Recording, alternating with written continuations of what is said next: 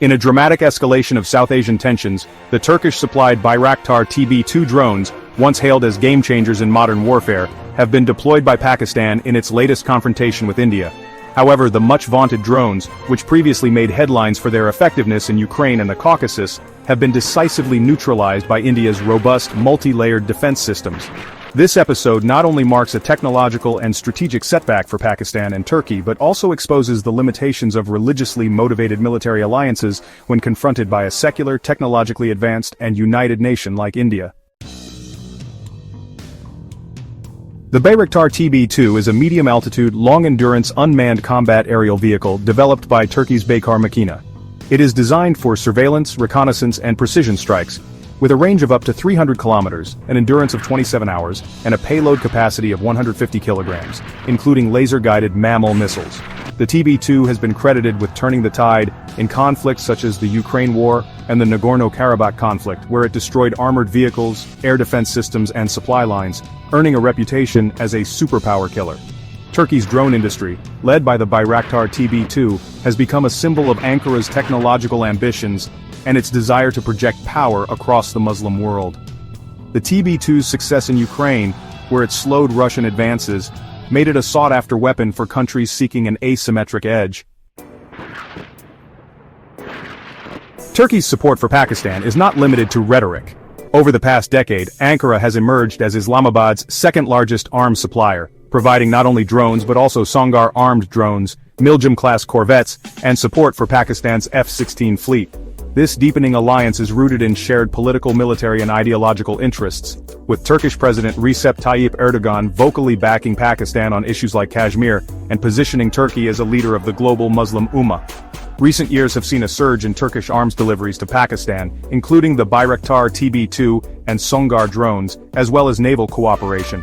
Turkish C-130 Hercules military transport aircraft and the warship TCG Buyukada have made high-profile visits to Karachi, raising suspicions of last-minute arms deliveries in anticipation of conflict with India.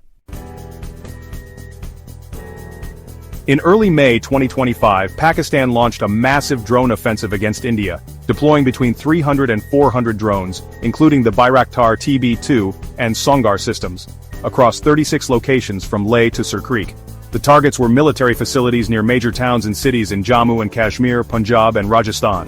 The operation was intended to overwhelm Indian defenses, inflict damage on logistics bases, and demonstrate the potency of Turkish supplied technology. However, Indian forces, anticipating such a move, had deployed advanced air defense systems, including the Akash surface-to-air missile system, Swati weapon locating radars, and electronic warfare suites, across sensitive regions. The result, most of the incoming drones were detected, intercepted, and destroyed before they could cause any significant damage. India's response to the drone offensive was swift, coordinated, and technologically sophisticated. Ground-based radars detected the drones early, and Akash missiles intercepted them mid-air. Electronic warfare systems jammed the drones' communication links and GPS signals, rendering them blind and uncontrollable. Interceptor missiles and anti-drone guns finished the job, ensuring that not a single Indian target was hit. India's anti-drone strategy is multi-layered: early detection by advanced radars, electronic jamming to disrupt control and navigation, interceptor missiles and anti-aircraft guns for kinetic kills, and AI-powered surveillance and tracking systems for real-time threat assessment. This integrated approach has proven so effective that even the latest Turkish drone technology, which had previously confounded Russian and Armenian forces, failed to breach Indian defenses.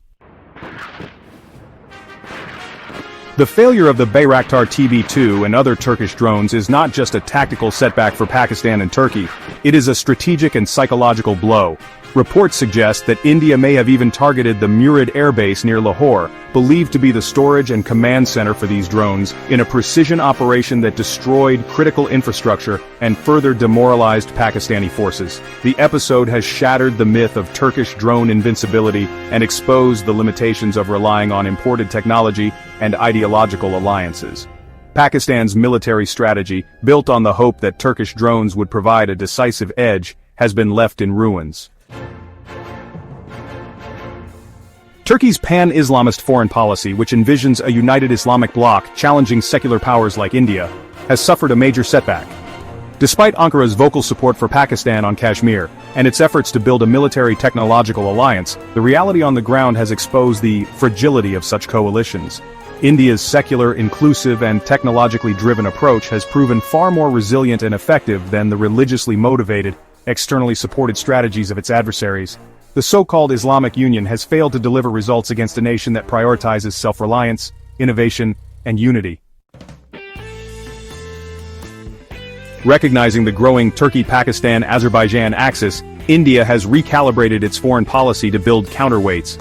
New Delhi has strengthened ties with Greece and Cyprus, conducted joint naval exercises in the Mediterranean, and emerged as Armenia's largest arms supplier, providing Pinaka rocket launchers, surveillance radars, and anti-tank systems.